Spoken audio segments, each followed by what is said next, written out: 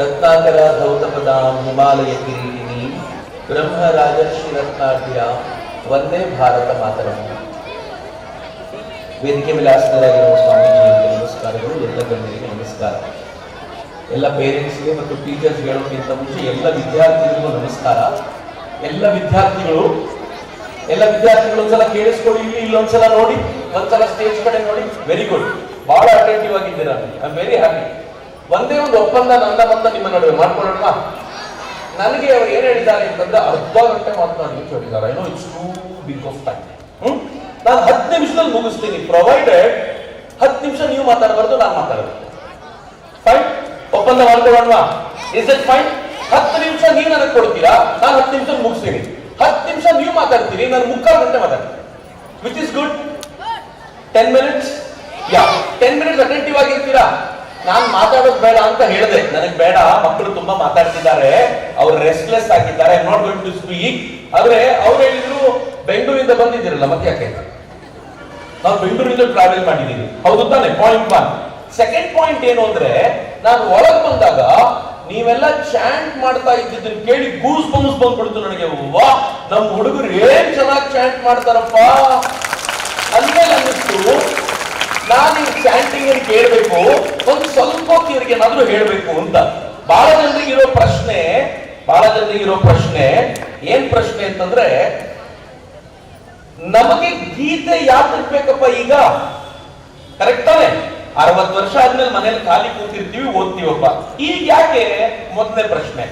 ಎರಡನೇದು, ನಾವೀಗ ಬರೀ ಬೈಹರ್ಟ್ ಮಾಡ್ತಿದೀವಿ, ಯಾರಾದ್ರೂ ಅರ್ಥ ಆಗ್ತಾ ಇದೆಯಾ? ಯಾರಾದ್ರೂ ಅರ್ಥವನ್ನು ಓದ್ತಾ ಇದ್ದೀವಾ? ಇಲ್ಲ. ಯಾಕೆ ಅರ್ಥ ಆಗ್ತಿಲ್ಲ ಅಂತಂದ್ರೆ, ಗೀತೆಯ ಭಾಷೆ ನಮಗೆ ಗೊತ್ತಿಲ್ಲ. ಗೀತೆ ಕನ್ನಡದಲ್ಲಿದೆಯಾ? ಯಾವ ಭಾಷೆಯಲ್ಲಿದೆ? ಸಂಸ್ಕೃತದಲ್ಲಿದೆ. ಎಷ್ಟು ಜನಕ್ಕೆ ಸಂಸ್ಕೃತ ಬರುತ್ತೆ ಚೆನ್ನಾಗಿ ಮಾತನಾಡ್ಲಿಕ್ಕೆ ಅಂತ ಕೇಳಿದ್ರೆ, ಇಲ್ಲ ಸರ್, ಎಕ್ಸಾಮ್ಗೆ ಎಷ್ಟು ಬೇಕೋ ಅಷ್ಟು ಬರುತ್ತೆ ಸರ್, ಇದೆಲ್ಲ ಎಲ್ಲಿ ಬರುತ್ತೆ ಅಂತ. ನಮ್ಗೆಲ್ಲ ಯಾವ ಲ್ಯಾಂಗ್ವೇಜ್ ತುಂಬಾ ಚೆನ್ನಾಗಿ ಬರುತ್ತೆ ಅಂತ ಕೇಳಿದ್ರೆ, ಕನ್ನಡ ಬರುತ್ತೆ, ಅಫ್ಕೋರ್ಸ್ ನಮ್ಮ ಭಾಷೆ, ಮಾತೃಭಾಷೆ. ಎರಡನೇದು ಇಂಗ್ಲಿಷ್ ಚೆನ್ನಾಗಿ ಬರುತ್ತೆ. ನಾನು ಇಂಗ್ಲಿಷ್ ದ್ವೇಷಿ ಅಲ್ಲ, ನಾನು ಇಂಗ್ಲಿಷ್ ಚೆನ್ನಾಗಿ ಮಾತಾಡ್ತೀನಿ, ಇಂಗ್ಲಿಷ್ ಚೆನ್ನಾಗಿ ಬರೀತೀನಿ. ಆದ್ರೆ ಪ್ರಾಬ್ಲಮ್ ಇರೋದು ಎಲ್ಲಿ ಅಂತಂದ್ರೆ, ನನ್ನ ಧರ್ಮವನ್ನ, ನನ್ನ ಭೂಮಿಯನ್ನ ಅರ್ಥ ಮಾಡ್ಕೊಳ್ಳಿಕ್ಕೆ ಇಂಗ್ಲಿಷ್ ಸಾಕಾಗಲ್ಲ. ಶಾಲೆ ಗಿವ್ ಯು ಎನ್ ಎಕ್ಸಾಂಪಲ್ ಹೇಳ್ತೀರಾ? ನಾವೆಲ್ಲರೂ ಮನೆಯಲ್ಲಿ ಒಳ್ಳೆ ಕೆಲಸ ಮಾಡಿದ್ರೆ ಏನ್ ಸಿಗುತ್ತೆ ನಮ್ಗೆ ಅಂತ ಹೇಳ್ತಾರೆ? ಒಳ್ಳೆ ಕೆಲಸ ಮಾಡಿದ್ರೆ ಪುಣ್ಯ ಬರುತ್ತೆ ಹೇಳ್ತಾರೋ ಇಲ್ವೋ? ಕೇಳಿದಿರ ಪುಣ್ಯ ಬರುತ್ತೆ ಅಂತ? ನೀನು ಒಳ್ಳೆ ಕೆಲಸ ಮಾಡಿದ್ರೆ ಪುಣ್ಯ ಬರುತ್ತೆ, ಕೆಟ್ಟ ಕೆಲಸ ಮಾಡಿದ್ರೆ ಆಯ್ತಪ್ಪ. ನಾನು ಇಂಗ್ಲಿಷ್ ಅಲ್ಲಿ ಹೇಳೋಣ, ನೀನು ಕೆಟ್ಟ ಕೆಲಸ ಮಾಡಿದ್ರೆ ಏನ್ ಬರುತ್ತೆ ಇಂಗ್ಲಿಷ್ ನಲ್ಲಿ ಹೇಳಿ? ಏನು ಪಾಪಕ್ಕೆ ಏನ್ ಹೇಳ್ತಾರೆ ಇಂಗ್ಲಿಷ್ ನಲ್ಲಿ? ಸಿನ್ ಅಂತ ಹೇಳ್ತಾರೆ.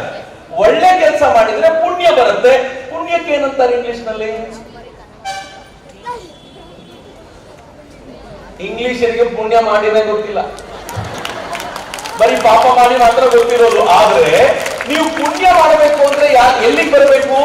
ಭಾರತಕ್ಕೆ ಬರಬೇಕು, ಸಂಸ್ಕೃತವನ್ನು ಕಲಿಬೇಕು ಅಂತ. ಎಷ್ಟು ಚೆನ್ನಾಗಿದೆ ನೋಡಿ. ಇದು ಮೊದಲನೇದು. ಇದು ತುಂಬಾ ದೊಡ್ಡದಾಯ್ತು ಅನ್ಸಿದ್ರೆ ನಾನು ಚಿಕ್ಕದಾಗಿರೋದು ಹೇಳ್ತೀನಿ. ವೇದಿಕೆ ಮೇಲೆ ಕೃಷ್ಣ ಕೂತಿದ್ದಾನೆ, ಫೈನ್, ಎವ್ರಿವನ್ ಅಗ್ರಿ, ಎಲ್ರಿಗೂ ಆಗಿದೆ. ನಮ್ಮ ಮನೆ ದೇವರ ಕೋಣೆಯಲ್ಲಿ ತುಂಬಾ ದೇವರುಗಳಿದ್ದಾರೆ. ದೇವರಿಗೆ ಪೂಜೆ ಮಾಡಬೇಕು. ಇಂಗ್ಲಿಷ್ ನಲ್ಲಿ ಹೆಂಗ್ ಮಾಡೋದು? ಪೂಜೆ ಏನು? ವರ್ಷಿಪ್. ವೆರಿ ಗುಡ್, ಎಷ್ಟು ಚೆನ್ನಾಗಿ ಬರುತ್ತಪ್ಪ ಇಂಗ್ಲಿಷು. ಈಗ ನೆಕ್ಸ್ಟ್ ಪ್ರಶ್ನೆ, ಲೆಟ್ ಮಿ ಸಿ, ನಿಮ್ ಇಂಗ್ಲಿಷ್ ಚೆನ್ನಾಗಿದ್ಯಾ ಅಂತ.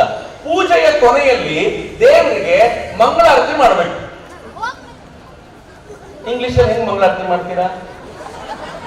ಅಯ್ಯೋ, ಪ್ರತಿನಿತ್ಯ ಪೂಜೆ ಮಾಡೋ ದೇವರಿಗೆ ಮಂಗಳಾರತಿನೇ ಇಂಗ್ಲಿಷ್ ಮಾಡ್ಲಿಕ್ಕೆ ಆಗ್ಲಿಲ್ಲ ಅಂತಂದ್ರೆ ಇದು ಇಂಗ್ಲಿಷ್ ನನ್ನ ಧರ್ಮ ಹೆಂಗ್ ಹೇಳುತ್ತೆ? ಇಂಗ್ಲಿಷ್ ಭಾರತ ಕಲಿಸಿಕೊಡುತ್ತೆ. ಹಂಗಿದ್ಮೇಲೆ ನಾವೆಲ್ಲರೂ ಲಿಸನ್ ಟು ಮೀ, ವಾಪಸ್ ಹೋದ್ಮೇಲೆ ಸ್ಕೂಲ್ ನಲ್ಲಿ ನನ್ಗೆ ಗೊತ್ತು, ನಮ್ಮ ಸ್ಕೂಲಲ್ಲಿ ಎಲ್ಲ ಕಡೆನೂ ಸಂಸ್ಕೃತ ಇದೆ. ಮೇಷ್ಟಿಗೆ ಸ್ವಲ್ಪ ಜೀವ ಹಿಂಡಬೇಕು. ಹೆಂಗ್ ಹಿಂಡಬೇಕು ಅಂತಂದ್ರೆ, ನಾನು 10ನೇ ಕ್ಲಾಸ್ ಮುಗಿಯೋದ್ರ ವೇಳೆಗೆ ಸಂಸ್ಕೃತದಲ್ಲಿ ಮಾತನಾಡುವಂತಾಗಬೇಕು. ನೀವು ನನ್ಗೆ ಹಿಂಗ್ ತಯಾರು ಮಾಡಬೇಕು ಅಂತ ಹೇಳಿದ್ರೆ ಆಗ ಭಗವದ್ಗೀತೆಗೆ ಮೊದಲನೇ ಹೆಜ್ಜೆ. ಇನ್ ಎರಡನೇದು, ಈಗ ಬರೀ ಶ್ಲೋಕ ಕಲ್ತು ನಂಗೆ ಹೆಂಗ್ ಉಪಯೋಗ ಆಗುತ್ತೆ? ಕರೆಕ್ಟ್ ತಾನೆ? ನಂಗೆ ಅರ್ಥನೇ ಆಗಲ್ಲ. ಅರ್ಥ ಆಗದಿರೋದನ್ನ ಕಲ್ತು ಏನ್ ಮಾಡ್ಲಿ ಅಂತ ಅಂತಾರೆ. ಈಗ ಯೋಚನೆ ಮಾಡಿ, ABCD ಎಲ್ಲ ಅಕ್ಷರ ಕಲ್ತ್ವಿ. LKG ಗೊತ್ತಾಗ್ತಿತ್ತ ಏನು ಅಂತ?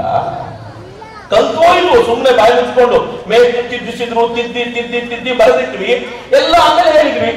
ಆದ್ರೆ ಈಗ ಕ್ಲಾಸ್ ರೂಮ್ ನಲ್ಲಿ ಪಾಠ ಓದಬೇಕಾದ್ರೆ ಅಷ್ಟು ಲೆಟರ್ ಕಾಣದೇ ಇಲ್ಲ, ನಮಗೆ ವರ್ಡ್ ಕಾಣುತ್ತೆ. ಯಾಕೆಂದ್ರೆ ಲೆಟರ್ ನ ಚೆನ್ನಾಗಿ ತಿಳ್ಕೊಂಡಿರೋದ್ರಿಂದ ವರ್ಡ್ ತುಂಬಾ ಚೆನ್ನಾಗಿ ಅರ್ಥ ಆಗುತ್ತೆ. ಈಗ ಹೌದೋ ಅಲ್ವೋ? ಹಂಗೆ ಈಗ ಅರ್ಥ ಮಾಡ್ಕೊಳ್ಲಿಕ್ಕೆ ಆಗದೆ ಹೋದ್ರು ಭಗವದ್ಗೀತೆಯ ಶ್ಲೋಕಗಳನ್ನ ಬೈಹರ್ಟ್ ಮಾಡ್ಬಿಟ್ರೆ ಸರಿಯಾದ ಟೈಮಿಗೆ ಹೊರಗಡೆ ಬರುತ್ತೆ. ಹೆಂಗೆ ಅಂತ ನಾನು ಹೇಳ್ತೀನಿ. ನಿಮ್ಗೆ ರಾಮಾಯಣ ಗೊತ್ತಿದ್ರೆ ರಾಮ ಏನ್ ಮಾಡಿದ? ಅಪ್ಪನ ಮಾತನ್ನ ಕೇಳಿದ, ತಾನು ತನ್ನ ಸಾಮ್ರಾಜ್ಯವನ್ನು ಬಿಟ್ಟು ಹೋದ. ಆಯ್ತಾ? ಅವನ ತಮ್ಮ ಒಬ್ಬ ಇದ್ದ, ಅವನು ಸಾಮ್ರಾಜ್ಯಕ್ಕೆ ಅಧಿಪತಿ ಆಗ್ಬೇಕಿತ್ತು. ಯಾರು?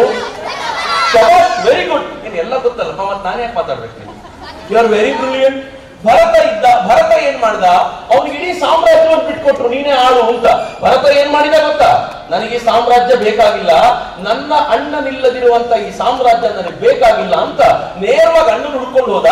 ನೀನು ವಾಪಸ್ ಬಾ, ಇಲ್ಲಾಂದ್ರೆ ನಾನು ನಿನ್ನ ಜೊತೆ ಬರ್ತೀನಿ ಅಂತ. ಅಣ್ಣ ಅವನಿಗೆ ಬೈದ, ಹಂಗ್ ಮಾಡಬಾರ್ದು, ನಮ್ಮ ಅಪ್ಪನ ರಾಜ್ಯ ಚೆನ್ನಾಗಿ ನೋಡ್ಕೋಬೇಕು, ಹೋಗು ಅಂತಂದ್ರೆ, ನಿನ್ ಪಾದುಕೆ ಕೊಡು. ಪಾದುಕೆ ಅಂದ್ರೆ ಚಪ್ಪಲಿ. ಎಷ್ಟು ಕೆಟ್ಟ ಪದ ಅಲ್ಲ? ಪಾದುಕೆ ಕಂಪೇರ್ ಮಾಡಿದ್ರೆ ಎಷ್ಟು ಚೆನ್ನಾಗಿದೆ ನೋಡಿ. ಪಾದಗಳಿಗೆ ಧರಿಸುವಂತ ಆ ಸುಂದರವಾಗಿರುವಂತ ನೀನ್ ಪಾದುಕೆ ಕೊಡು, ಅದನ್ನ ಸಿಂಹಾಸನದ ಮೇಲೆ ಇಡ್ತೀನಿ. ಜನ ನೋಡೋರು ಏನ್ ಹೇಳ್ಬೇಕು? ರಾಮನೇ ಅಲ್ಲಿ ಕೂತಿದ್ದಾನೆ, ಅವನ ಪ್ರತಿನಿಧಿಯಾಗಿ ಭರತ ಆಳ್ತಾ ಇದ್ದಾನೆ, ನಿನ್ ತಮ್ಮ ಅಂತ ಜನ ಮಾತಾಡ್ಕೊಳ್ಳಿ, ನಾನು ಹಂಗೆ ಆಳ್ವಿಕೆ ಮಾಡ್ತೀನಿ ಅಂತ ಪಾದುಕೆ ಅಂತ ಸಿಂಹಾಸನದ ಮೇಲೆ ಇಟ್ಟ. ಇದ್ರಿಂದ ನಮ್ಗೆ ಏನ್ ಲಾಭ ಇದೆಯಪ್ಪ? ಏನೂ ಲಾಭ ಇಲ್ಲ. ಈಗ ನಾಳೆ ಇಲ್ಲಿರೋ ಹುಡುಗರು ದೊಡ್ಡವರಾದ್ರು ಅಂತ ಇಟ್ಕೊಳ್ಳಿ. ಅವರಪ್ಪ ಒಂದು ಮನೆ ಕಟ್ಟಿಸಿದ್ದಾರೆ.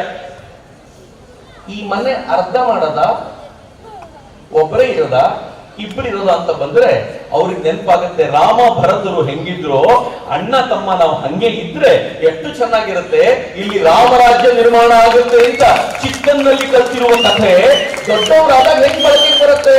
ಹಂಗೆ ಇದು ಕೂಡ ಚಿಕ್ಕ ಮಕ್ಕಳಿಗೆ ಏನ್ ಕಲಿಸ್ತಾರಲ್ಲ, ಅದ್ಭುತ ಶಕ್ತಿ ಆಗುತ್ತೆ. ನಾನೊಂದು ಅದ್ಭುತವಾಗಿರೋ ಸುಂದರವಾಗಿರುವಂತ ಕಥೆ ಹೇಳ್ತೀನಿ, ನೀವೆಲ್ಲರೂ ಕೇಳಿದ್ದೀರಾ, ನೆನಪಿಸಿ ಕೊಡ್ತೀನಿ. ಕಥೆ ಏನ್ ಗೊತ್ತೇನು? ಒಬ್ಬ ಹುಡುಗ ಇದ್ದ, ಅವ್ರ ಅಪ್ಪ ರಾಕ್ಷಸ, ಆದ್ರೆ ಹುಡುಗ ಪರಮ ವಿಷ್ಣು ಭಕ್ತ. ಯಾರು? ಪ್ರಹ್ಲಾದ. ಹೆಂಗಿದ್ದ ಪ್ರಹ್ಲಾದ ಅಂತಂದ್ರೆ ಬಾಯಿ ತೆಗೆದ್ರೆ ಹರಿನಾಮ, ಕೃಷ್ಣನಾಮ. ಅವರಪ್ಪ ಕಂಡು ಬಿಟ್ರೆ ಕೃಷ್ಣ ಹೊಡಿಬೇಕು ಅಂತಾರೆ. ಇಬ್ರು ಹೆಂಗ್ ಡಿಫರೆನ್ಸ್? ಅವರಪ್ಪ ಏನ್ ಮಾಡಿದ್ರು, ನನ್ನ ಶತ್ರುವನ್ನ ಆರಾಧಿಸುವನೇ ಮನೆಯಲ್ಲಿದ್ದಾನಲ್ಲ, ಇವನನ್ನು ತಗೊಂಡೋಗಿ ಸಾಯಿಸ್ಬಿಡ್ಬೇಕು ಅಂತ ಹೇಳಿ ಅವನನ್ನ ನೀರಿಗೆ ತಳ್ಳಿದ್ರು, ಬೆಂಕಿಗೆ ಹಾಕಿದ್ರು. ಏನಾದ್ರೂ ಕೂಡ ಹರಿನಾಮ ಜಪ ಮಾಡ್ತಾ ಮಾಡ್ತಾ ಬಚಾವಾಗಿ ಬಂದ್ಬಿಡ್ತಿದ್ದ. ಕೊನೆಗೆ ಆ ಹುಡುಗನ ಶ್ರದ್ಧೆ ನೆನ್ಪಿಟ್ಕೊಳ್ಳಿ, ಈ ಪದ ಚೆನ್ನಾಗಿ ನೆನ್ಪಿಟ್ಕೊಳ್ಳಿ. ಈ ಶ್ರದ್ಧೆ ಹೆಂಗಿತ್ತು ಆ ಹುಡುಗನಲ್ಲಿ ಅಂತಂದ್ರೆ, ಒಂದಿನ ಅಪ್ಪನಿಗೆ ಕೋಪ ಬಂತು. ಎಲ್ಲಿದ್ದಾನೋ ನೀನು ಹರಿ? ಎಲ್ಲ ಕಡೆ ಇದ್ದಾನೆ ಅಂದ. ಈ ಕಂಬದಲ್ಲಿ ಇದ್ದಾನ ಅಂದ. ಹೌದು ಅಂತಂದ. ಕಂಬಲ್ ಹೊಡೆದ್ರೆ ಸಾಕ್ಷಾತ್ ಹರಿ ನರಸಿಂಹ ರೂಪದಲ್ಲಿ ಬಂದು ಅವನನ್ನ ಬಗದು ಅವನ ಕರುಳನ್ನ ಕೊರಳಿಗೆ ಹಾಕೊಂಡು ಅವನು ಆನಂದಿಸ್ತಾ ಇದ್ದ. ಆ ಹರಿಯ ಮುಖದಲ್ಲಿರೋ ಕೋಪವನ್ನ ಯಾರಿಗೂ ಸಮಾಧಾನ ಮಾಡ್ಲಿಕ್ಕಾಗ್ಲಿಲ್ಲ. ಸ್ವತಃ ಲಕ್ಷ್ಮಿಗೆ, ಹರಿಯ ಹೆಂಡತಿಗೆ. ಕೊನೆಗೆ ಅವಳು ಬಂದು ಕೇಳ್ಕೊಳ್ತಾಳೆ, ಪ್ರಹ್ಲಾದ, ನಮ್ ಯಾರ ಮಾತನ್ನು ಹರಿ ಕೇಳೋಗಿಲ್ಲ, ನಿನ್ ಕಂಡ್ರೆ ಬಹಳ ಪ್ರೀತಿ, ನೀನೇ ಸಮಾಧಾನ ಮಾಡು ಬಾ ಅಂತ ಪುಟ್ಟ ಮಗು ಕರ್ಕೊಂಡು ಹೋಗಿ ಆ ಮಗು ನರಸಿಂಹನನ್ನ ಸಮಾಧಾನ ಮಾಡೋದಿದೆಯಲ್ಲ, ಏನ್ ಚಂದದ ಕತೆ. ಹೆಂಗ್ ಸಾಧ್ಯ ಆಯ್ತು ಅಂದ್ರೆ ಹೃದಯದಲ್ಲಿದ್ದ ಶ್ರದ್ಧೆಯ ಪರಿಣಾಮ. ಶ್ರದ್ಧೆ ಹೆಂಗಿರುತ್ತೆ ಗೊತ್ತೇನು? ನಮಗೂ ಆ ಶ್ರದ್ಧೆ ಯಾವತ್ತೂ ಕಳಕೊಳ್ಳದೆ ಇತ್ತು ಅಂದ್ರೆ, ನಾನು ಓದ್ತಾ ಇರುವಂತ ಭಗವದ್ಗೀತೆ ಅತ್ಯಂತ ಶ್ರೇಷ್ಠ. ಈ ಶ್ರದ್ಧೆ ಇಟ್ಕೊಂಡು ಅಧ್ಯಯನ ಶುರು ಮಾಡಿ, ನಿಮ್ಗೆ ಎಂತ ಅದ್ಭುತವಾದ ಫಲವನ್ನು ಕೊಡುತ್ತೆ, ನೀವು ಇಮ್ಯಾಜಿನ್ ಮಾಡ್ಲಿಕ್ಕಾಗಲ್ಲ. ಈ ಭಗವದ್ಗೀತೆ ಹೆಂಗಿದೆ? ಈ ಭಗವದ್ಗೀತೆ ಹೊಸದಾಗಿ ಬರ್ತಾ ಏನೂ ಇಲ್ಲ. ಕೃಷ್ಣ ಈ ಪರಂಪರೆಯನ್ನ ನಮಗೆ ಅತ್ಯಂತ ಚಿಕ್ಕದಾಗಿ ಕಂಡೆನ್ಸ್ ಮಾಡಿ ಕೊಟ್ಟಿರೋದು. ಇದು ಎಲ್ಲಿಂದ ಬಂತು ಅಂದ್ರೆ, ಒಬ್ಬ ಚಿಕ್ಕ ಹುಡುಗ ಇದ್ದ ನಿಮ್ ತರ, ಪ್ರಾಬಬ್ಲಿ 9 ವರ್ಷ ಅಂದ್ರೆ 3ನೇ ಕ್ಲಾಸ್ ಮಕ್ಕಳು ಇಲ್ಲಿದ್ದೀರಿ. 3ನೇ ಕ್ಲಾಸ್ 4ನೇ ಕ್ಲಾಸಿನ ಮಗು. ಹೆಸರು ನಚಿಕೇತ ಅಂತ. ಪ್ರಹ್ಲಾದ ಬಹಳ ಜನರಿಗೆ ಗೊತ್ತಿರ್ತಾನೆ, ನಚಿಕೇತ ಬಹಳ ಜನರಿಗೆ ಗೊತ್ತಿರಲ್ಲ. ಚೆನ್ನಾಗಿ ನೆನ್ಪಿಟ್ಕೊಳ್ಳಿ, ನೀವ್ ಯಾವತ್ತಾದ್ರೂ ಕನ್ನಡಿ ಮುಂದೆ ನಿಂತಾಗ ನಾನು ನಚಿಕೇತ ಅಂತ ಫೀಲ್ ಮಾಡ್ಬೇಕು ನೀವು. ಆಗ ಇನ್ನೊಂದು ಅದ್ಭುತವಾದ ಶಕ್ತಿ ಹರಿಯುತ್ತೆ. ಈ ನಚಿಕೇತ ಅನ್ನೋ ಹುಡುಗ ಏನ್ ಮಾಡ್ದ, ಅವರಪ್ಪ ಏನೋ ಸಣ್ಣ ತಪ್ಪು ಮಾಡ್ತಾ ಇದ್ರು. ದೇವರ ಕೆಲಸ ಮಾಡುವಾಗ ತಪ್ಪು ಮಾಡ್ತಾ ಇದ್ರು, ದಾನ ಕೊಡುವಾಗ ಕೆಟ್ಟ ದಾನ ಕೊಡ್ತಾ ಇದ್ರು. ಹುಡುಗ ಬೇಜಾರ್ ಮಾಡ್ಕೊಂಡು ಹೇಳ್ದ, 9 ವರ್ಷದ ಹುಡುಗ, ಅಪ್ಪ ನೀನು ಒಳ್ಳೆ ದಾನಕ್ಕೆ ಇಷ್ಟೆಲ್ಲಾ ಸಂಪತ್ತು ಇಟ್ಕೊಂಡು ದಾನ ಕೊಡ್ಬೇಕಾದ್ರೆ ಕಂಜೂಸ್ ಮಾಡ್ತಿದ್ಯಲ್ಲ, ನನ್ನನ್ನು ಯಾರಿಗಾದ್ರೂ ದಾನ ಮಾಡಬಹುದು. 9 ವರ್ಷದ ಹುಡುಗ ದಾನ ಮಾಡ್ಬಿಡು ಅಂತ. ಅಪ್ಪನಿಗೆ ಕೋಪ ಬಂತು, ಬೈದ್ರು. 2-3 ಸಲ ಬೈದ್ ಏನಂದ್ರು ಗೊತ್ತಾ, ನಿನ್ನ ಯಮನಿಗೆ ದಾನ ಮಾಡ್ತೀವಿ ಹೋಗು ಅಂತ. ಯಮ ಅಂದ್ರೆ ಯಾರು? ಯಾರು? ಮೃತ್ಯುವಿನ ದೇವತೆ, ಹೌದು ತಾನೆ? ಸಾವಿನ ಒಡೆಯ. ನಿನ್ನನ್ನು ಯಮನಿಗೆ ಕೊಡ್ತೀನಿ ಅಂದ್ರೆ ಸಾಯಿಸ್ಬಿಡ್ತೀನಿ ಅಂತ ಅರ್ಥ. ಹುಡುಗ ಧನ್ಯೋಸ್ಮಿ ಅಂತ ಪಕ್ಕದಲ್ಲಿ ಕೂತ. ಎಲ್ಲ ಪ್ರೋಗ್ರಾಮ್ ಮುಗಿದ್ಮೇಲೆ ಅಪ್ಪನಿಗೆ ಬಂದು ಹೇಳ್ದ, ಪ್ರೋಗ್ರಾಮ್ ಇನ್ನು ಮುಗ್ದಿಲ್ಲಪ್ಪ, ನಾನು ಇನ್ನೂ ಬಾಕಿ ಇದ್ದೀನಿ, ನನ್ನನ್ನು ಯಮನ ಹತ್ರ ಕಳಿಸ್ಕೊಡು ಅಂತ. ಅಪ್ಪನಿಗೆ ಒಂದ್ಸಲ ತಲೆ ಗಿರ್ ಅಂದ್ಬಿಡ್ತು, ಏನೋ ಗಡಿಬಿಡಿಯಲ್ಲಿ ಯಮನಿಗೆ ದಾನ ಮಾಡ್ತೀನಿ ಅಂದ್ಬಿಟ್ನಲ್ಲೋ, ನೀನ್ ಎಂತ ಕೆಲಸ ಮಾಡ್ಬಿಟ್ರೆ ಏನಾಗೋಯ್ತು ಅಂತಂದ್ರೆ, ಋಷಿಗಳು ಬಂದ್ರು, ನೀನ್ ಹೇಳಿದ್ಮೇಲೆ ತಪ್ಪು ಅಂತಿಲ್ಲ, ದಾನ ಕೊಡು ಅಂತ ಯಮನ ಬಳಿ ಕಳಿಸ್ಕೊಟ್ರು. ಯಮನಿಗೆ ಮೊದಲನೇ ಬಾರಿಗೆ ಯಮನ ಅಪಾಯಿಂಟ್ಮೆಂಟ್ ಇಲ್ಲದೆ ಯಾರಾದ್ರೂ ಬಂದ್ಬಿಟ್ಟಿದ್ದಾರೆ. ಈಗ ಯೂಶಲ್ ಆಗಿ ಏನ್ ಮಾಡ್ತಾನೆ, ಯಮ ಅವನೇ ಬರ್ತಾನೆ ನಮ್ಮನ್ನು ಕರ್ಕೊಂಡು ಹೋಗ್ಲಿಕ್ಕೆ. ನಾವು ಮನೆ ಒಳಗೆ ಬಾಗ್ಲು ಹಾಕೊಂಡು ಕೂತಿರ್ತೀವಿ, ಬರ್ಬೇಡ ಬರ್ಬೇಡ ಅಂತ ಹೇಳಿ. ಅವನು ಕೇರ್ ಮಾಡಲ್ಲ, ಬರ್ತಾನೆ, ಪಾಶ ಹಾಕಿ ಎಳ್ಕೊಂಡು ಹೋಗ್ತಾನೆ. ಇಲ್ಲಿ ಉಲ್ಟಾ 9 ವರ್ಷದ ಹುಡುಗನಿಗೆ ಯಮನಿಗೆ ಕೊಟ್ಬಿಟ್ಟಿದ್ದಾರೆ, ಯಮನಿಗೆ ಗೊತ್ತಿಲ್ಲ. ಯಮ ಮನೆಯಲ್ಲಿ ಇಲ್ಲ, ಹೊರಗಡೆ ಹೋಗಿದ್ದಾನೆ. ಆಗಿ ಹುಡುಗ ಹೋಗ್ಬಿಟ್ಟ. ಯಮನ ಹೆಂಡತಿ ಬಂದು ಕೇಳ್ತಾಳೆ, ಚಿಕ್ಕ ಹುಡುಗ ನೀನು, ನಮ್ ಯಜಮಾನ್ರೆ ನಿಂಗೆ ಯಾರು ಹುಡ್ಕೊಂಡು ಬಂದಿರೋದು ನಾನು ನೋಡೇ ಇಲ್ಲ ಕಣೋ, ನೀನ್ ಬಂದ್ಬಿಟ್ಟಿದ್ಯಾ, ಒಳಗ್ ಬಾ, ನನ್ನ ಆತಿಥ್ಯ ಸ್ವೀಕರಿಸು ಅಂದ್ರೆ ಏನ್ ಕೇಳಿದ ಗೊತ್ತಾ? ಯಮ ಅಂದ್ರೆ ನೀನಾ? ಅಲ್ಲ ಅಂದ್ರು. ನಮ್ಮಪ್ಪ ದಾನ ಕೊಟ್ಟರೆ ನಿಮ್ ಯಜಮಾನ್ರಿಗೆ, ಅವ್ರು ಬರೋವರೆಗೂ ವೇಟ್ ಮಾಡಿ ಹೋಗು. 1 ದಿನ ಆಯ್ತು, 2 ದಿನ ಆಯ್ತು, 3 ದಿನ ಆಯ್ತು. ಯಮ ಬಂತ. 3ನೇ ದಿನ ಬಂದು ಯಮ ನೋಡ್ತಾನೆ, ಇಷ್ಟು ತೇಜಸ್ವಿ ಬಾಲಕ. ಹೆಂಗಿದೆ ನೋಡಿ, ಮುಖದಲ್ಲಿ ತೇಜಸ್ ಹೆಂಗ್ ಕಾಣ್ತಾ ಇರುತ್ತೆ. ಒಳಗಿನ ಶಕ್ತಿ ಇದ್ರೆ ಮುಖದಲ್ಲಿ ತೇಜಸ್ ಇರುತ್ತೆ. ಒಳಗಿನ ಶಕ್ತಿ ಕಳ್ಕೊಳ್ತಾ ಹೋದ್ರೆ ತೇಜಸ್ ಕಳೆದೋಗ್ಬಿಡುತ್ತೆ. ಯಾರು ಶ್ರದ್ಧೆಯಿಂದ ಭಗವದ್ಗೀತೆ ಹೇಳ್ತಾರೋ, ನಚಿಕೇತನಂತ ತೇಜಸ್ಸು ಅವ್ರ ಮುಖದಲ್ಲಿ ಕಾಣುತ್ತೆ. ತೇಜಸ್ ಬರೋದು ಫೇರ್ ಅಂಡ್ ಲವ್ಲಿಯಿಂದ ಅಲ್ಲ. ಫೇರ್ ಅಂಡ್ ಲವ್ಲಿ ಕೊಡೋ ತೇಜಸ್ಸು ಅರ್ಧ ಗಂಟೆಗೆ ಹೋಗ್ಬಿಡುತ್ತೆ. ಆದ್ರೆ ಭಗವದ್ಗೀತೆ ಕೊಡುವಂತ ತೇಜಸ್ಸು ಜೀವನ ಪರ್ಯಂತ ಇರುತ್ತೆ. ಹೆಂಗಿರುತ್ತೆ ಶಕ್ತಿ ನೋಡಿ, ಆ ತೇಜಸ್ಸಿಗೋಸ್ಕರ ಕೆಲಸ ಮಾಡಬೇಕು. ಯಮ ಏನ್ ಮಾಡಿದ, ಈ ತೇಜಸ್ವಿ ಬಾಲಕನನ್ನು ನೋಡಿದ. ಸಶಕ್ತನಾಗಿರುವ ಯಮನಿಗೆ ಒಂದ್ಸಲ ಗಾಬರಿ ಆಗ್ಬಿಡ್ತು. ಈ ಬಾಲಕ ಮನೆ ಹೊರಗಡೆ ಕಾಯ್ತಿದ್ದಾನಲ್ಲ, ಕೇಳ್ಬಿಟ್ಟು ಏನ್ ಕೇಳಿದ ಗೊತ್ತಾ? ನೀನ್ 3 ದಿನ ಕಾದಿದ್ಯಾ ತಾನೆ, 3 ವರ ಕೊಡ್ತೀನಿ ತಗೋ. ಏನ್ ಕೇಳ್ತೆ ಕೇಳು, ಏನ್ ಬೇಕಿದ್ರು ಕೇಳಿ. ಮೊದಲನೇ ವರ ಅವನು ಕೇಳಿದ, ನಾನು ವಾಪಸ್ ಹೋಗ್ತೀನಲ್ಲ, ಈಗ ನನ್ನ ಅಪ್ಪ ನನ್ನನ್ನು ಗುರುತಿಡಿಯೋಂಗ್ ಮಾಡು ಅಂತ. ನಾವಾಗಿದ್ರೆ ಏನ್ ಮಾಡ್ತಿದ್ವಿ ನೋಡಿ, ಬುದ್ಧಿ ಕಡಿಮೆ ಇದ್ರೆ ಹೆಂಗ್ ಮಾಡ್ತೀವಿ, ನನಗೆ ವಾಪಸ್ ಜೀವ ಕೊಡು, ಮನೆಗೆ ಹೋಗುವಂಗೆ ಮಾಡು, 2ನೇದು, 3ನೇದು ನಮ್ಮ ಅಪ್ಪ ಗುರುತಿಸೋಂಗೆ ಮಾಡು. 3 ವರ ಆಯ್ತು. ಇವನು ಒಂದರಲ್ಲೇ ಕೇಳ್ಬಿಟ್ಟ, ನಾನು ವಾಪಸ್ ಹೋಗ್ತೀನಲ್ಲ, ಅವಾಗ ನಮ್ಮ ಅಪ್ಪ ಗುರುತಿಸೋಂಗ್ ಮಾಡು ಅಂತ. ಅಂದ್ರೆ ನಾನು ಜೀವಂತ ಮಾಡು, ನನ್ನ ವಾಪಸ್ ಕಳಿಸ್ಕೊಡು, ನಮ್ಮ ಅಪ್ಪ ಗುರುತಿಸುವಂತೆ ಮಾಡು. 3 ಒಂದರಲ್ಲೇ ಬಂದ್ಬಿಡ್ತು. ಬಹಳ ಬುದ್ಧಿವಂತ ಹುಡುಗ. 2ನೇ ಕೇಳಿದ, ಅವನು ಆಯ್ತು ಅಂತ, ತಥಾಸ್ತು ಹೋಗ್ಲಿ ತಗೋ ಅಂತ. 2ನೇ ವರ ಕೇಳಿದ. ಏನ್ ವರ ಕೇಳಿದ ಗೊತ್ತಾ? ಯಮರಾಜರೇ, ಎಲ್ರೂ ಹೇಳ್ತಾರೆ ಸ್ವರ್ಗಕ್ಕೆ ಹೋಗೋದು ಕಷ್ಟ ಅಂತ, ಸ್ವಲ್ಪ ಹೇಳಿ ನನ್ ಸ್ವರ್ಗಕ್ಕೆ ಹೋಗೋದು ಹೆಂಗೆ? ಯಮರಾಜನ್ ಬಹಳ ಖುಷಿ ಆಯ್ತು. ವೆರಿ ಗುಡ್, ಕೂತ್ಕೋ, ನಾನು ಸ್ವರ್ಗಕ್ಕೆ ಹೋಗ್ಲಿಕ್ಕೆ ಏನೇನ್ ಮಾಡ್ಬೇಕು ಅಂತ ನಿಮ್ಗೆಲ್ಲ ಹೇಳ್ಕೊಡ್ತೀನಿ ಅಂತ 9 ವರ್ಷದ ಹುಡುಗರಿಗೆ ಯಮರಾಜ ಪಾಠ ಮಾಡಿದ. ಆಮೇಲೆ ಮಧ್ಯೆ ಯಮ ಕೇಳ್ತಿದ್ದ, ನಾನು ಹೇಳ್ಕೊಟ್ಟಿದ್ದೆ ನೆನಪಿದ್ಯೋ ಇಲ್ವೋ ಇವಳಿಗೆ ಅಂತ. ಇವ್ರು ಪ್ರತಿಯೊಂದನ್ನು ಆನ್ಸರ್ ಕೊಡ್ತಿದ್ದ. ಅಟೆಂಟಿವ್ ಆಗಿ ಕೇಳುವ ಗುಣ ಇತ್ತು ನಚಿಕೇತನಿಗೆ.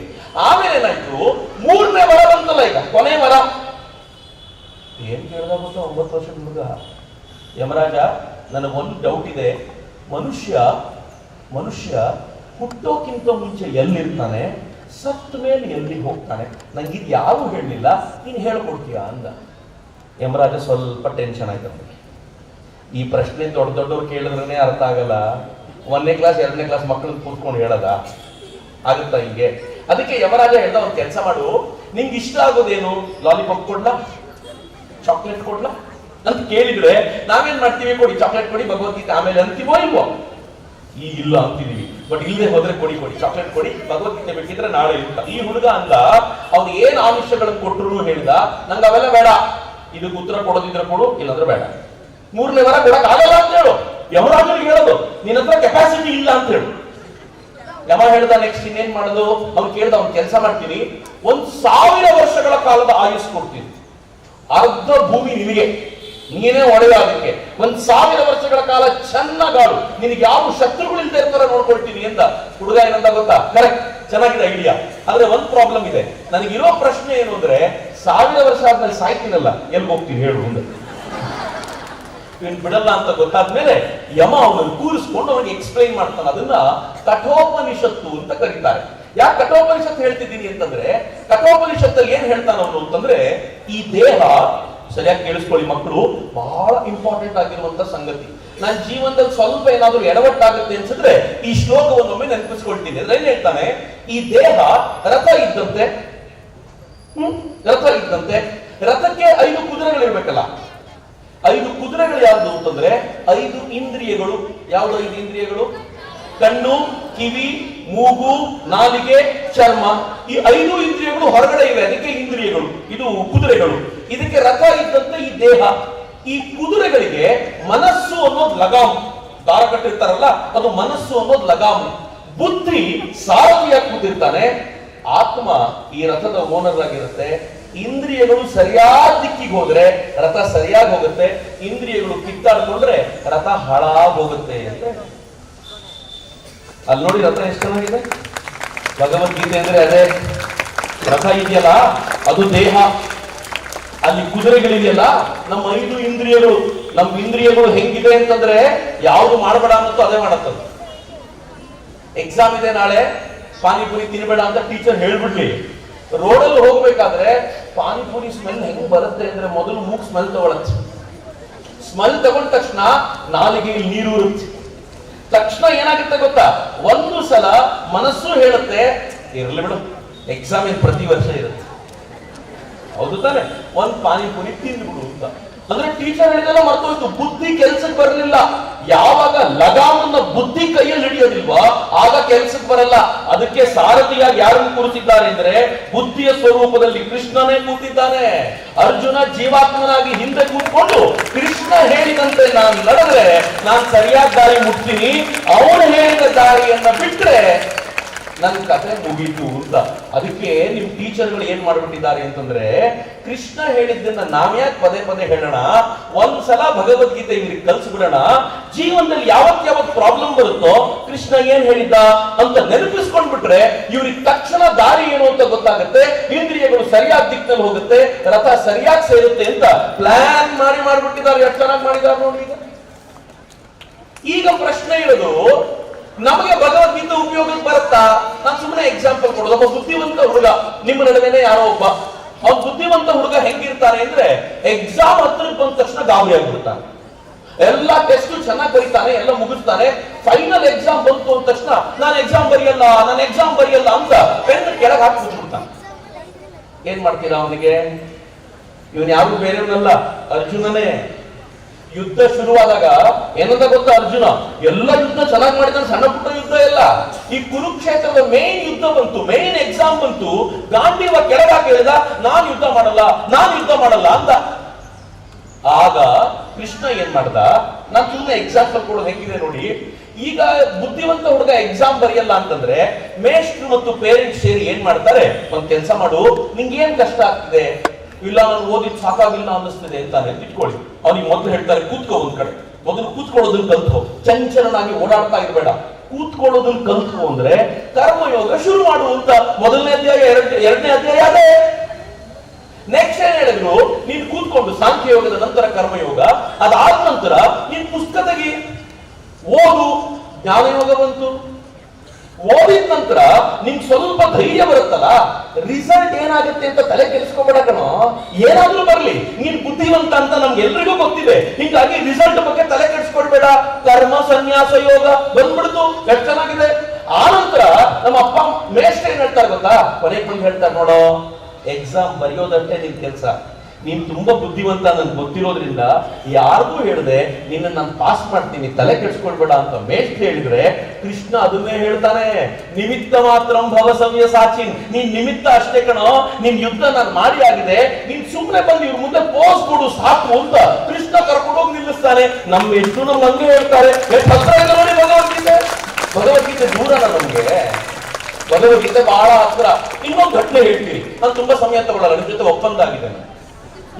ಇನ್ನೊಂದು ಘಟನೆ ಹೇಳ್ತೀನಿ ನಾನು, ನೀವು ಒಪ್ಪಂದವನ್ನು ತುಂಬಾ ಚೆನ್ನಾಗಿ ನಡೆಸ್ಕೊಟ್ಟಿದ್ರೆ ನಾನು ನಡೆಸ್ಕೊಡ್ತೀನಿ. ಇನ್ನೊಂದು ಘಟನೆ ಏನು, ಇತ್ತೀಚೆಗೆ ನಮ್ಗೆಲ್ಲ ದೊಡ್ಡ ಪ್ರಾಬ್ಲಮ್ ಏನ್ ಗೊತ್ತಾ, ದೊಡ್ಡ ಪ್ರಾಬ್ಲಮ್ ಪುಸ್ತಕ ಅಲ್ಲ, ದೊಡ್ಡ ಪ್ರಾಬ್ಲಮ್ ಯಾರಪ್ಪ ಅದು ಕರೆಕ್ಟ್ ಆಗಿ ಹೇಳಿದ, ಫೋನ್ ದೊಡ್ಡ ಪ್ರಾಬ್ಲಮ್. ಯಾರೋ ಪರ್ಫೆಕ್ಟ್ ಆಗಿ ಹೇಳಿದ. ಮೊಬೈಲ್ ಎಂತ ದೊಡ್ಡ ಪ್ರಾಬ್ಲಮ್ ಅಂತಂದ್ರೆ, ನಾನು ತುಂಬಾ ಸ್ಕೂಲಿಗೆ ಹೋಗಿ ಮಕ್ಕಳನ್ನ ನಿಮ್ ಕೂರಿಸ್ಕೊಂಡು ಕೇಳ್ತೀನಲ್ಲ, ಮಕ್ಕಳನ್ನ ಕೇಳಿದಾಗ ನಿಮ್ ದೊಡ್ಡ ಪ್ರಾಬ್ಲಮ್ ಏನು, ಮಕ್ಕಳು ಹೇಳ್ತಾರೆ, ಸರ್ ಏನ್ ಮಾಡೋದು ಸರ್, ಈ ಮೊಬೈಲ್ ಪಕ್ಕದಲ್ಲಿರುತ್ತೆ, ನಾನು ಸೈನ್ಸ್ ಪುಸ್ತಕ ತೆಗೆದು ಓದ್ತಾ ಇರ್ತೀನಿ, ಒಂದ್ಸಲ ಕೀ ಅನ್ನತ್ತೆ.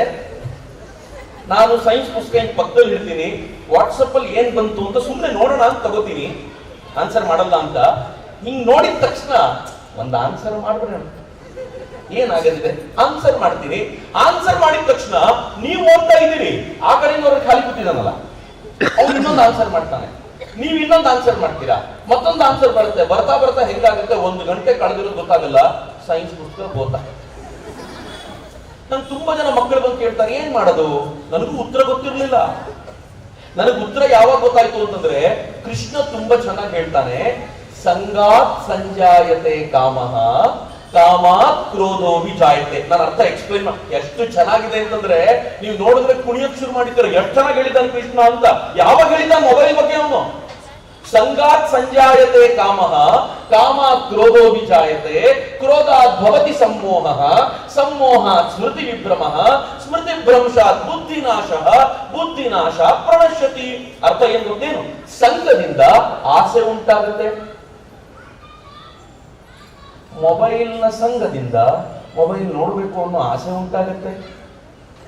ಕಾಮಾತ್ ಕ್ರೋಧೋ ವಿಜಾಯತೆ, ಈ ಆಸೆ ಸಿಗಲಿಲ್ಲ ಅಂದಾಗ ಕೋಪ ಬರುತ್ತೆ. ನಮ್ಮಮ್ಮ ಬರ್ತಾರೆ, ಯಾವಾಗ ನೋಡಿದ್ರು ಮೊಬೈಲ್ ಕೊಡಿ ಅಂತ ಕಿತ್ಕೊಂಡು ಒಳಗೆ ಹೋಗ್ತಾರೆ. ಅವ ಬಂದ್ಬಿಡುತ್ತಿಲ್ಲ ಇವನಿಗೆ, ನನ್ನ ಹತ್ರ ಮೊಬೈಲ್ ಕಿತ್ಕೊಂಡ್ರ ನಾನ್ ನೋಡಿ ಇವಾಗ ಏನ್ ಮಾಡ್ತೀನಿ, ಏನೇನ್ ಮಾಡ್ತಾನೋ ದೇವ್ರೇ ಬಲ್ಲ. ಹೌದೋ ಇಲ್ವೋ? ಕೃಷ್ಣ ಎಷ್ಟು ಚೆನ್ನಾಗಿ ಹೇಳಿದ್ದಾನೆ, ಸಂಗಾತ್ ಸಂಜಾಯತೆ ಕಾಮಃ ಕಾಮಾತ್ ಕ್ರೋಧೋ ವಿಜಾಯತೆ ಕ್ರೋಧಾತ್ ಭವತಿ ಸಮ್ಮೋಹಃ. ಕ್ರೋಧದಿಂದ ಏನಾಗುತ್ತೆ, ಈ ಮನಸ್ಸು ಸಂಮೋಹನಕ್ಕೊಳಗಾಗುತ್ತೆ. ಎಂತ ಸಂಮೋಹನಕ್ಕೆ ಅಂದ್ರೆ, ಅಮ್ಮ ನನ್ನ ಎಷ್ಟು ಪ್ರೀತಿ ನೋಡ್ಕೊಂಡಿದ್ದಾಳೆ, ನಾನು ಚೆನ್ನಾಗಿ ಬೆಳೀಲಿ ಅಂತ ಎಷ್ಟು ಕಷ್ಟ ಪಡ್ತಾಳೆ, ಬೆಳಗ್ಗೆ 5 ಗಂಟೆಗೆ ಎದ್ದು ನನಗೋಸ್ಕರ ತಿಂಡಿ ಮಾಡಿ ಅಡಿಗೆ ಮಾಡಿ ಪ್ಯಾಕ್ ಮಾಡಿ ಎಲ್ಲ ಬರ್ತೋಯ್ತಲ್ಲ. ಒಂದು ಮೊಬೈಲ್ ಕಿತ್ಕೊಂಡಿದ್ದಕ್ಕೆ ನಮ್ಮಮ್ಮನೇ ಸರಿ ಇಲ್ಲ, ನಮ್ಮಮ್ಮ ಏನಕ್ಕೂ ಉಪಯೋಗ ಇಲ್ಲ, ನನ್ನ ಹತ್ರ ಮೊಬೈಲ್ ಕಿತ್ಕೊಂಡು ಹೋದಂತ ಊರಿಗೆಲ್ಲ ಕಂಪ್ಲೇಂಟ್. ಹೌದೋ ಇಲ್ವೋ? ಹೆಂಗಿದೆ ನೋಡಿ ಕೃಷ್ಣ ಯಾವತ್ತು ಹೇಳ್ದ ನಮ್ಮ ಬಗ್ಗೆ. ಸಮೋಹ ಸ್ಮೃತಿ ವಿಭ್ರಮಃ, ಎಲ್ಲ ನೆನಪುಗಳು ಕಳೆದೋಗ್ಬಿಡುತ್ತೆ ಸಮೂಹದಿಂದ. ಸ್ಮೃತಿ ಭ್ರಂಶಾತ್ ಬುದ್ಧಿನಾಶಃ, ಸ್ಮೃತಿ ಭ್ರಂಶ ಆದ್ರೆ ಬುದ್ಧಿ ಕಳೆದೋಗುತ್ತೆ. ಬುದ್ಧಿ ಒಂದ್ಸಲ ಕಳೆದೋಯ್ತು ಅಂತಂದ್ರೆ ನಾವು ಸತ್ತು ಹೋಗ್ತೀವಿ ಅಂತ ಕೃಷ್ಣ ಅವತ್ತು ಹೇಳ್ದ. ಈಗ ಏನ್ ಮಾಡ್ಬೇಕು? ಅದಕ್ಕೆ ಇರೋದು ಒಂದೇ ಒಂದ್ ದಾರಿ. ಮೊದಲನೇ ಇದೆಯಲ್ಲ, ಸಂಘವನ್ನೇ ಬಿಡಬೇಕು. ಸಂಘ ಬಿಡಬೇಕು ಅಂದ್ರೆ ನೀವು ಓದ್ಲಿಕ್ಕೆ ಕೂತಿರುವಾಗ ಈ ಮೊಬೈಲ್ ನ ಸ್ವಿಚ್ ಆಫ್ ಮಾಡಿ ಪಕ್ಕದಲ್ಲಿ ಇಟ್ಬಿಟ್ರೆ ಪ್ರಾಬ್ಲಮ್ಮೇ ಇಲ್ಲ. ಕೃಷ್ಣ ಕೊಟ್ಟಿರೋ ಉತ್ತರ ಅದು, ನಾನಲ್ಲ. ಭಗವದ್ಗೀತೆ ನಮ್ಗೆ ಏನು ಕಲಿಸಿ ಕೊಡುತ್ತೆ ಅಂತಂದ್ರೆ, ನಮ್ಗೆ ಏನೇನು ಬೇಕೋ ಅದನ್ನು ಭಗವದ್ಗೀತೆ ಸುಂದರವಾಗಿ ಕೊಡುತ್ತೆ. ಹೀಗಾಗಿ ನೀವು ಸುಮ್ಮನೆ ಓದ್ಬೇಕಾದಾಗ ಇವ್ರು ಕೊಡ್ತಾರೆ ನಿಮ್ ಕೈ ಪುಸ್ತಕ, ಹೇಳ್ಕೊಡ್ತಾರೆ. ನಾನಿಲ್ಲಿ ಪಾರಾಯಣ ಮಾಡುವಾಗ ನೋಡ್ತಾ ಇದ್ದೆ, ಕೆಲವರಿಗೆ ಹೇಳಲಿಕ್ಕೆ ಬರ್ಲಿಲ್ಲ ಅಂದ್ರೆ ಕೊನೆ ಪಕ್ಷ ಇದನ್ನು ಫಾಲೋ ಆದ್ರೂ ಮಾಡ್ಬೇಕು. ನಮ್ಮ ಪಾಡಿನ ಮಾತಾಡ್ತಾ ಕೂತ್ಕೊಂಡ್ರೆ ಒಂದು ಒಳ್ಳೆ ಅವಕಾಶ ಕಳ್ಕೊಂಡ್ಬಿಡಲ್ವಾ? ಯಾವತ್ತೋ ಒಂದು ದಿನ ನನಗೆ ಜೀವನಕ್ಕೆ ಒಂದು ಅದ್ಭುತವಾಗಿರುವಂತ ದಾರಿ ತೋರಿಸಬಲ್ಲಂತ ಈ ಭಗವದ್ಗೀತೆಯನ್ನು ಕಳ್ಕೊಂಡಂತ ಆಗ್ಬಿಡತ್ತೆ ಅಂತ. ಆ ಕಾರಣಕ್ಕೆ ಇಷ್ಟು ದೊಡ್ಡ ಪ್ರಯತ್ನ ಅವರೆಲ್ಲ ಮಾಡ್ತಿರುವಾಗ ನಾನು ನೀವು ಮಾಡಬಹುದಾಗಿರೋದು ಒಂದು ಸಣ್ಣ ಕೆಲಸ. ಕೃಷ್ಣ ನೆನ್ಪಿಟ್ಕೊಳ್ಳಿ, ಎಷ್ಟು ಸ್ಕೂಲ್ ಇದೆ ಇದ್ರಲ್ಲಿ? ಒಟ್ಟು 35 ಸ್ಕೂಲ್ ಇದೆ. 35 ಸ್ಕೂಲಿಂದ ಒಂದು 3,500-4 ಸಾವಿರ ಮಕ್ಕಳ, ವೆರಿ ಗುಡ್, 3,500-4 ಸಾವಿರ ಮಕ್ಕಳಿದ್ದಾರೆ. ಮೈಸೂರಿನಲ್ಲಿ ಒಟ್ಟು ಎಷ್ಟು ಸ್ಕೂಲ್ ಇರ್ಬೋದಪ್ಪ? ಒಂದು 200 ಸ್ಕೂಲ್ ಇರ್ಬೋದಾ ಸರ್?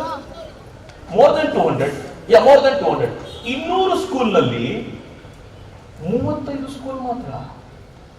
35 ಸ್ಕೂಲ್ ನಲ್ಲಿ 3,000 ಮಕ್ಕಳು ಮಾತ್ರ. ಯಾಕೆ?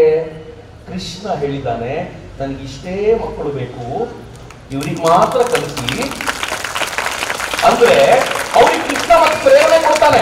ಈ 35 ಇರೋದನ್ನ 70 ಮಾಡಿ, 70 ಇರೋದನ್ನ 140 ಮಾಡಿ, ಎಲ್ರಿಗೂ ಹೇಳ್ಕೊಡಿ ಅಂತ ಕೃಷ್ಣ ಪ್ರೇರಣೆ ಕೊಡ್ತಾನೆ.